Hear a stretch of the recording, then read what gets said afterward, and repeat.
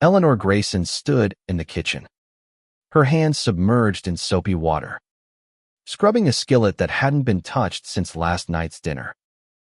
The house was quiet, save for the faint hum of the refrigerator and the occasional creak of the old wooden floors. At 68, her body ached from years of labor, first as a single mother, then as a grandmother, and now, it seemed, as an unpaid servant in her own home. Her silver hair was pulled back tightly, a practical choice to keep it out of her face as she moved from one chore to another. The lines on her face told stories of resilience. But her eyes, once bright with hope, now carried a quiet exhaustion. Her son, Michael, had moved back into the house 3 years ago, after his divorce left him financially strained. At first, Eleanor welcomed him with open arms. This was her boy, the one she'd raised alone after his father walked out when he was 5.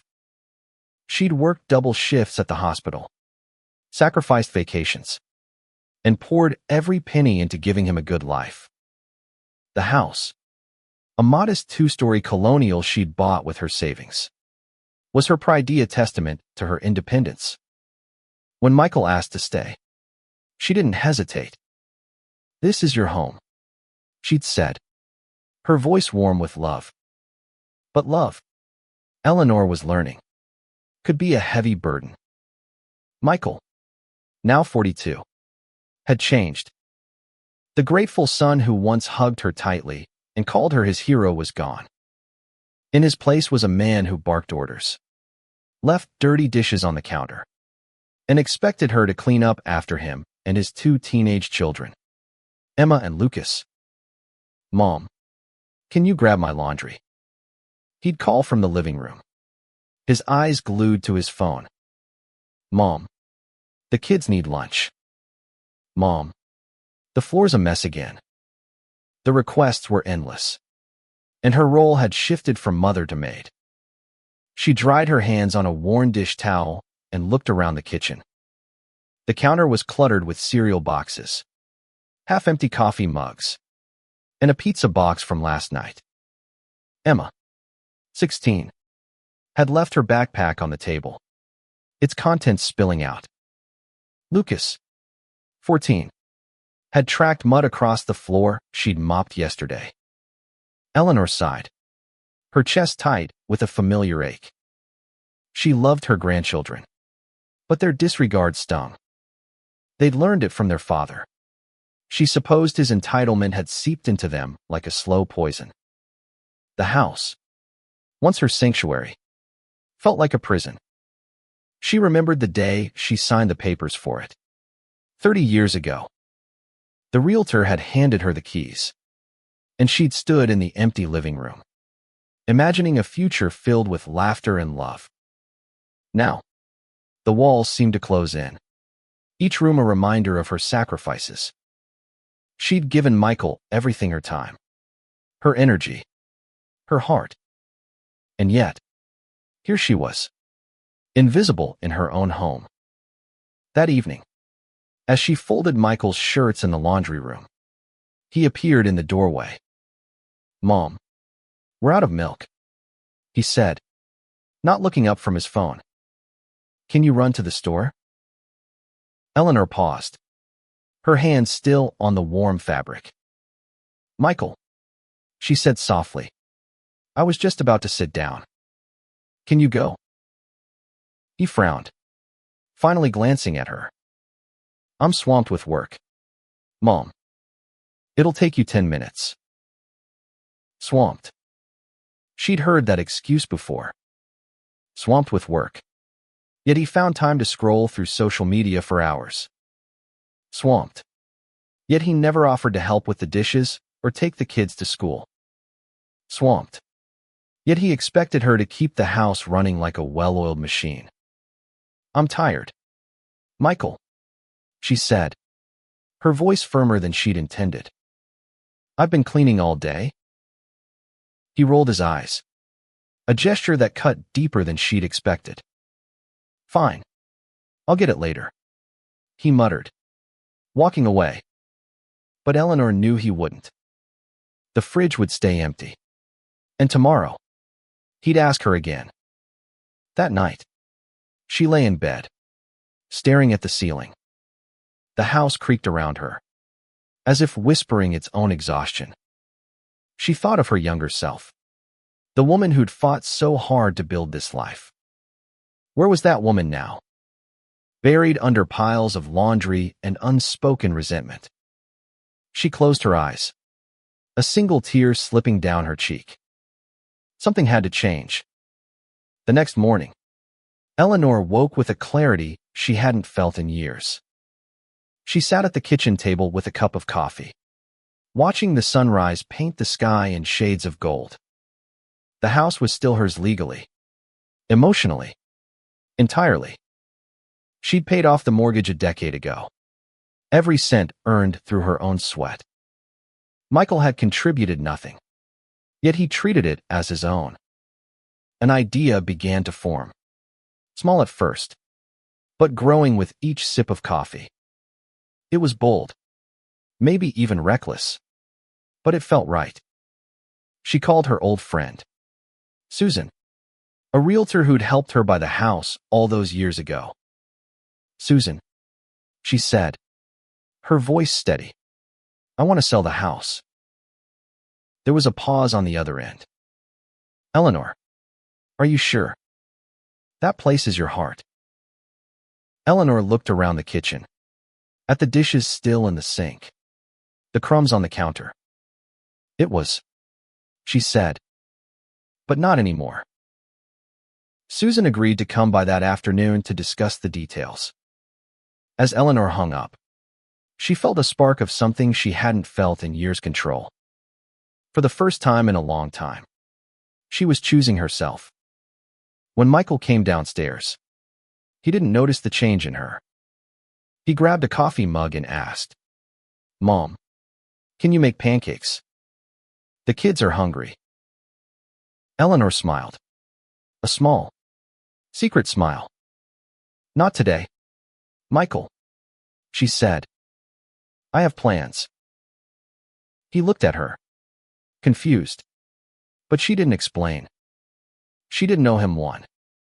Not anymore. Susan arrived promptly at 2, her clipboard in hand and a warm smile on her face. Eleanor had always admired her friend's energy. Susan was 65, but moved like a woman half her age. They sat at the dining table, a rare moment of stillness in a house that usually buzzed with demands. Eleanor had tidied up just enough to make the space presentable, but the signs of neglect were still there, a chip in the table's edge, a stain on the carpet from one of Lucas's spilled sodas. Eleanor, Susan began, her tone gentle but professional. Tell me why you want to sell? This isn't just a house, it's your history. Eleanor took a deep breath, her fingers tracing the rim of her coffee mug. It's not mine anymore. Susan. Not really. I'm living in it. But I'm not living. Michael and the kids, they've turned me into someone I don't recognize. I clean. I cook. I fetch in, they don't even see me. I can't do it anymore. Susan nodded, her eyes soft with understanding. She'd known Eleanor through the hardest years of her life, had seen her juggle nursing shifts and motherhood with fierce determination. Have you talked to Michael about this? She asked. I've tried, Eleanor said, her voice catching. He doesn't listen. He thinks this is what I'm supposed to do, like it's my job to take care of him forever. But I'm not his maid. I'm his mother. Susan reached across the table, squeezing her hand. You're right. You've given him everything. It's time to take something back for yourself. They spent the next hour discussing logistics. The house was in good shape, structurally sound, with a market value that had climbed steadily over the years. Susan estimated it could sell for a substantial sum, enough for Eleanor to start fresh somewhere new. You could get an apartment in the city, Or maybe a small cottage by the coast, Susan said, her eyes sparkling with possibilities. Somewhere that's yours, Eleanor. Just yours. The idea felt like a lifeline. Eleanor imagined a quiet space, free of clutter and demands, where she could read, garden, or simply sit in silence without someone calling her name. But the thought of leaving Michael and the kids behind stirred a pang of guilt. They were her family. After all, could she really walk away? As Susan left, promising to draw up a listing, Eleanor wandered through the house, her footsteps echoing in the empty rooms. She paused in the living room, where a photo of Michael as a boy hung on the wall. He was 6, gap-toothed and grinning, holding a soccer ball. She'd been so proud of him then, so full of hope for his future. What had happened to that boy? That evening, dinner was tense. Michael was late, as usual, and the kids were glued to their phones. Eleanor served spaghetti, her hands moving on autopilot. "Grandma, can you pass the sauce?" Emma asked, not looking up from her screen.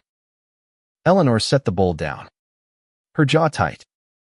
"Emma, Lucas, put your phones away. Let's talk." They glanced at her, surprised, but complied. Michael, however, didn't. "Mom, I'm in the middle of something," he said, his fingers still tapping. "Michael," Eleanor said, her voice sharp enough to make him pause. "This is important." He sighed, setting his phone down. "What is it?" She wanted to tell him everything about the house, her plans, her hurt. But the words caught in her throat. Instead, she said, "I'm tired of being taken for granted. I need you to help out more around here." He laughed, a short, dismissive sound. "Mom, you're retired. You've got time. I'm working my butt off to provide for the kids." The words hit like a slap. Retired. As if her life had ended when she left her job. As if her days were empty, waiting to be filled with his messes. She looked at Emma and Lucas, hoping for some sign of support. But they avoided her gaze. Uncomfortable. That night, Eleanor sat in her bedroom, a notebook in her lap. She began to write, pouring out her thoughts. "I raised a son who doesn't see me. I built a home that no longer feels like mine. I deserve better." The words were raw, unpolished, but they grounded her. She was done waiting for Michael to change. She was done hoping for gratitude that never came. The next day, she met Susan again, this time at a coffee shop to avoid interruptions. Susan had prepared a plan, a discreet listing, a quick sale to a cash buyer if possible. "You don't have to tell Michael yet," Susan said. "Not until you're ready." Eleanor nodded, her resolve hardening. "I want it done fast. I don't want to drag this out." As they parted, Susan hugged her. "You're doing the right thing, Eleanor. You're taking your life back." When Eleanor returned home, Michael was in the living room, shouting into his phone about a work deadline. The kids were upstairs, their music blaring. She stood in the doorway, invisible as always. But this time, she didn't feel small. She felt powerful. The house was hers, and so was her future. She would sell it, take every cent, and walk away. And she wouldn't look back. The next few weeks were a blur of quiet rebellion. Eleanor met with Susan in secret, signing papers and reviewing offers. The house attracted interest quickly, its location, charm, and Eleanor's meticulous care made it a gem. She chose a cash buyer, a young couple eager to start their family in a home with history. The irony wasn't lost on her. She'd built this house for her family, and now it would belong to someone else's. She didn't tell Michael. Not yet. The secrecy felt strange, almost thrilling, like she was reclaiming a part of herself she'd forgotten. She went about her days as usual, cooking and cleaning, but with a new sense of detachment. Each chore was a step closer to freedom. She began sorting her belongings, quietly packing boxes of keepsake photos, her mother's china, the quilt she'd made when Michael was born. The rest, she decided, could stay. Let Michael deal with it. One afternoon, while Michael was at work and the kids were at school, Susan brought the buyers for a final walkthrough. Eleanor watched them wander through the rooms, their eyes bright with possibility. The woman, pregnant and glowing, touched the kitchen counter and said, "This is where we'll make memories." Eleanor smiled, her heart twisting. She'd had that same hope once. After they left, Susan handed her the final paperwork. "It's done," she said. "The sale closes in 2 weeks. You'll have the funds in your account shortly after." Eleanor nodded, her throat tight. "Where should I go?" she asked, almost to herself. "Anywhere you want," Susan said. "You're free now?" That night, Eleanor sat with her notebook again, writing her dreams for the first time in years. A small apartment in the city, close to museums and cafes. A garden where she could grow roses. A life where she answered to no one but herself. The thought was intoxicating, but it came with a shadow guilt. What would happen to Michael and the kids? Could she really leave them behind? The question haunted her as the closing date approached. She tried to talk to Michael again, hoping for a sign that he might change. Over dinner, she said, "Michael, I'm thinking of moving out. Getting a place of my own." He looked up from his plate, surprised. "What? Why? You love this house." "I used to," she said. "But it's not the same anymore. I need something different." He frowned, clearly annoyed. "Mom, that's crazy. You can't just leave. What about the kids? They need you." The words stung, but they also clarified something for her. He didn't say he needed her, just the kids.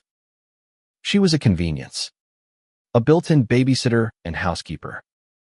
"They're your children, Michael," she said quietly. "You're their father. You'll figure it out." He scoffed, shaking his head. "You're being dramatic. You're not going anywhere." His dismissal was the final push she needed. The next day, she signed the closing papers. The house was no longer hers. The money, every cent of it, was hers to keep. She opened a new bank account, one Michael didn't know about, and transferred the funds. It was more than she'd expected, enough to start over and then some. She began to plan her departure. She found a furnished apartment in the city, a cozy one-bedroom with a view of the park.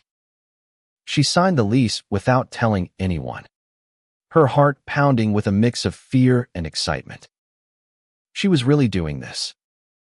The night before she planned to leave, she sat down with Emma and Lucas. They were in the living room, playing a video game. "I need to talk to you both," she said, her voice steady. They paused the game, looking at her with curiosity. "What's up, Grandma?" Lucas asked. "I'm moving out," she said. "I've sold the house. You and your dad will need to find a new place." Their eyes widened. Emma's voice was small. "You're leaving us?" Eleanor's heart ached, but she held firm. "I'm not leaving you, sweetheart. I'm just choosing myself for once." I've loved taking care of you, but I need to take care of me now. Lucas looked confused, but Emma's eyes filled with tears. But this is our home, she said. I know, Eleanor said, her voice soft. But it's my home too, and I've given it everything I have. It's time for me to start again. They didn't understand. Not fully, but she hadn't expected them to. They were children, caught in their father's world. She hugged them tightly, promising to stay in touch. As she walked away, she felt a weight lift, even as tears stung her eyes. The morning of her departure, Eleanor packed the last of her things into a single suitcase. She'd arranged for a moving company to take her boxes to the new apartment, but she wanted to leave quietly, without fanfare. The house was still asleep when she stepped into the kitchen one last time. She left a letter on the counter, addressed to Michael. It was short but clear, explaining that she'd sold the house and that he and the kids had 30 days to move out. She didn't mention the money or her new address. That was hers alone. As she reached for the door, Michael's voice stopped her. Mom, what's with the suitcase? She turned to find him standing in the hallway, his hair disheveled, his eyes narrowing with suspicion. I'm leaving, she said simply. He blinked, processing her words. Leaving? What are you talking about? I sold the house. Michael, she said, her voice calm but unyielding. It's done. You'll need to find a new place for you and the kids. His face reddened, a mix of shock and anger. You what? This is our home. You can't just sell it out from under us. It's my home, she corrected, her eyes meeting his. I paid for it. I raised you in it. And I've been treated like a servant in it for too long. I'm done. He stepped closer, his voice rising. You're being selfish. What about Emma and Lucas? You're abandoning them. The accusation cut deep, but Eleanor stood her ground. I'm not abandoning them. I'm setting boundaries. You're their father. Michael, it's time you acted like it. He stared at her, his mouth opening and closing as if searching for words. Finally, he said, You can't do this. I'll fight it. I'll get a lawyer. Go ahead, she said, her voice steady. The sale is legal. The money is mine. You have no claim to it. The truth of her words silenced him. For the first time, she saw something like fear in his eyes, not of her, but of the reality she'd forced him to face. He'd relied on her for so long, assumed she'd always be there to pick up the pieces.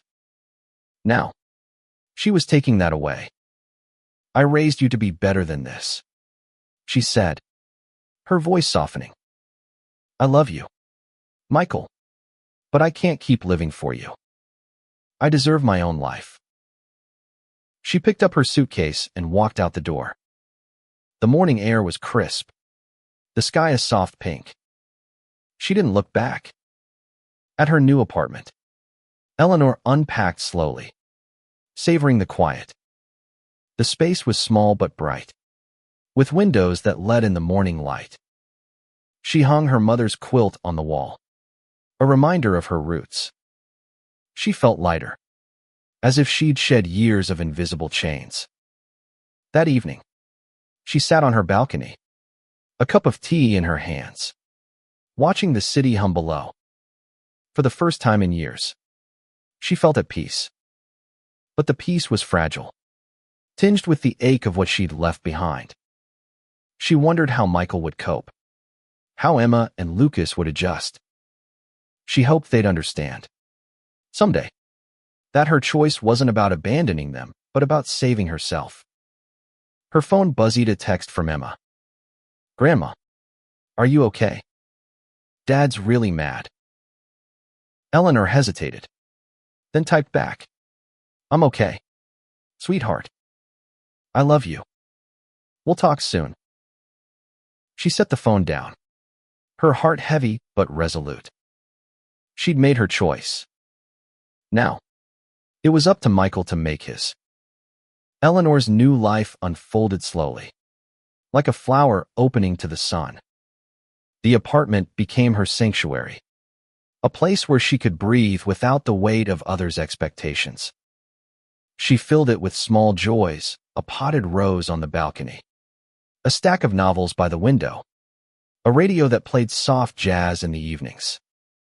She joined a book club at the local library, where she met women her age who laughed easily and listened intently. For the first time in years, she felt seen. But the past wasn't so easily left behind. Michael called repeatedly, leaving voicemails that ranged from angry to pleading. "Mom, how could you do this to us?" One began, his voice sharp. "We're struggling here." Another, softer, said, "I didn't realize how much we relied on you. I'm sorry." She listened to each one, her heart torn. But she didn't call back. Not yet. She needed time to settle into her new skin. Emma and Lucas reached out too, their texts sporadic but heartfelt. Emma sent photos of her art projects, asking for Eleanor's opinion. Lucas wrote about his soccer games, shyly admitting he missed her cheering from the sidelines. Eleanor responded to them, keeping the lines open, but she was careful not to slip back into her old role. She invited them to visit, but only when she was ready. One afternoon, as she tended her roses, a knock came at the door. It was Michael. He looked different, tired, his shoulders slumped, his usual confidence gone. "Can we talk?" he asked. She let him in, gesturing to the small table by the window. "What do you want to say, Michael?" He sat, his hands fidgeting. "I messed up, Mom," he said, his voice low. "I didn't see it before how much I was asking of you. I took you for granted. I'm sorry." Eleanor studied him, searching for the boy she'd raised. "I needed to hear that," she said. "But apologies don't erase everything. You made me feel invisible." He winced, nodding. "I know. I was selfish.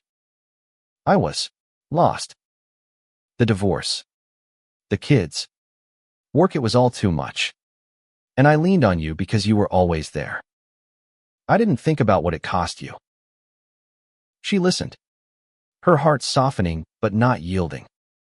"I gave you everything, Michael. I don't regret it. But I can't go back to that life. I need this for me." He looked around the apartment, taking in the simplicity, the care she'd put into it. "You seem happy," he said, almost surprised. "I am," she said.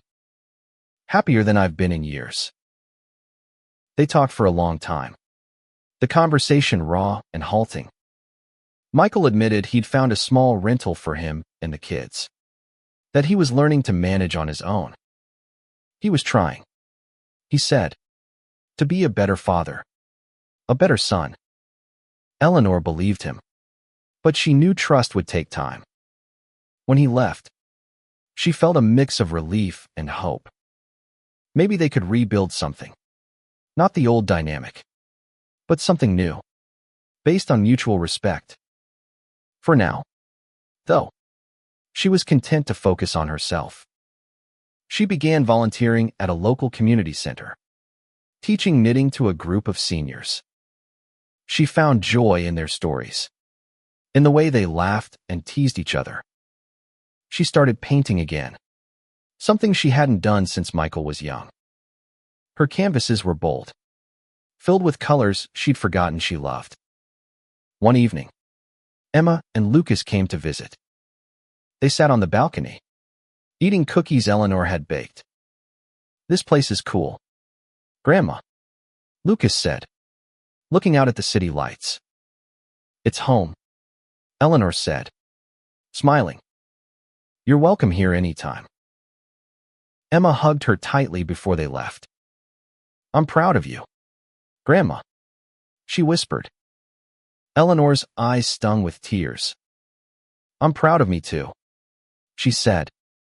Months passed, and Eleanor's life took on a rhythm she hadn't known was possible. She woke early, greeted by the soft light filtering through her curtains.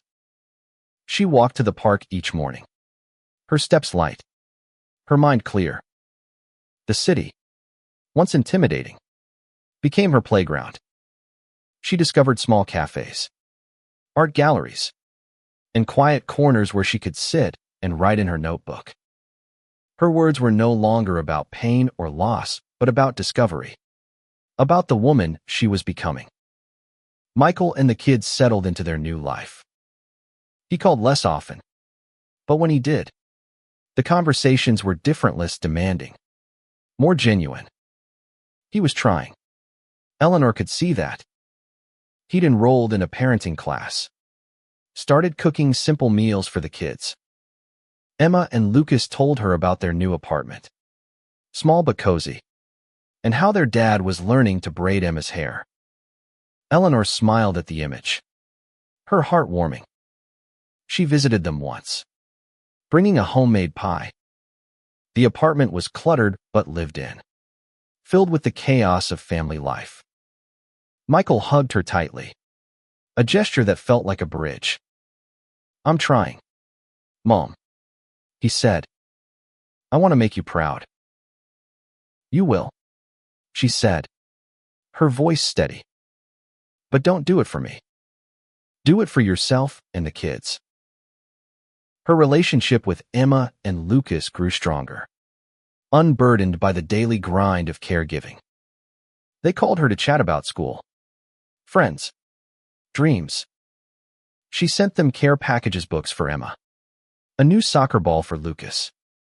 She was still their grandmother, but on her terms, in her time.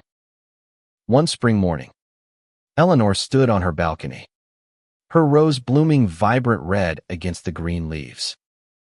She thought about the house, now someone else's home. She didn't miss it. Not really.